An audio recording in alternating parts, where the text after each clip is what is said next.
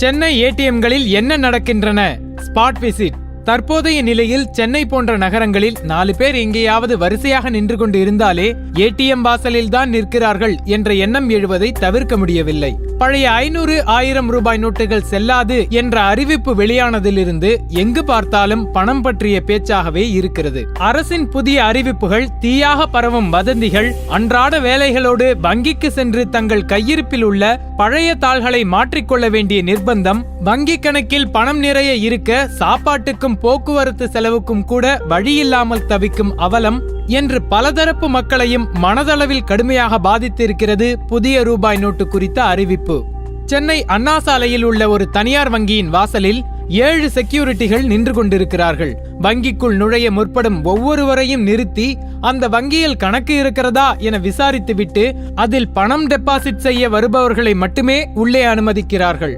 சில இடங்களில் வங்கி ஊழியர்கள் ஏடிஎம்களில் பணத்தை நிரப்பிவிட்டு வெளியேறிய பிறகு அந்த ஏடிஎம் காவலர்கள் தங்களுக்கு தெரிந்தவர்களுக்கும் எண் கொடுத்துவிட்டு செல்பவர்களுக்கும் முதலில் அழைத்து பணம் போடப்பட்டிருக்கிறது, சீக்கிரமாக வந்து எடுத்துக் கொள்ளுங்கள் என தகவல் சொல்வதோடு அதற்கான டிப்ஸையும் வாங்கிக் கொள்கிறார்களாம். ஏடிஎம்மில் பணம் இருந்தாலுமே இல்லை என சொல்லும் அவலமும் நிகழ்கிறது. இன்னொரு பக்கம் ஏடிஎம் வரிசையில் நின்றவர்களை தாண்டி பணம் நிரப்புவருடன் வந்த கன்மேனிடம் பேச்சு கொடுத்தோம். ராஜஸ்தானை சேர்ந்த அவர் இங்கு செக்யூரிட்டி நிறுவனம் ஒன்றில் வேலை செய்கிறார். தினம் தினம் கட்டுக்கட்டா பணத்துக்கு காவல் நிற்கிறேன், கையில் 10 ரூபாய் கூட இல்லை என்று சோகமாக புலம்பிவிட்டு செல்கிறார். அரசு பேருந்துகளிலோ நீங்கள் 20 ரூபாய் 50 ரூபாய் கொடுத்தாலும் 10 ரூபாய் நோட்டை சேஞ்சாக கொடுப்பதில்லை.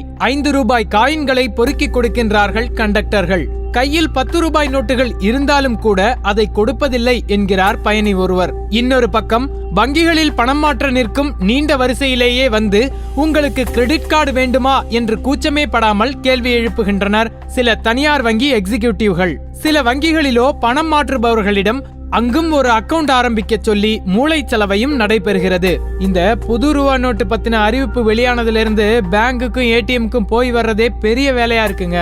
அதுலயும் முதல்ல பணம் இருக்கிற ஏடிஎம் மிஷின் எங்க இருக்குன்னு கண்டுபிடிக்கணும். அங்க ஒண்ணு வேலை செய்து சீக்கிரம் போங்கன்னு யாராச்சும் சொல்லிட்டு போவாங்க.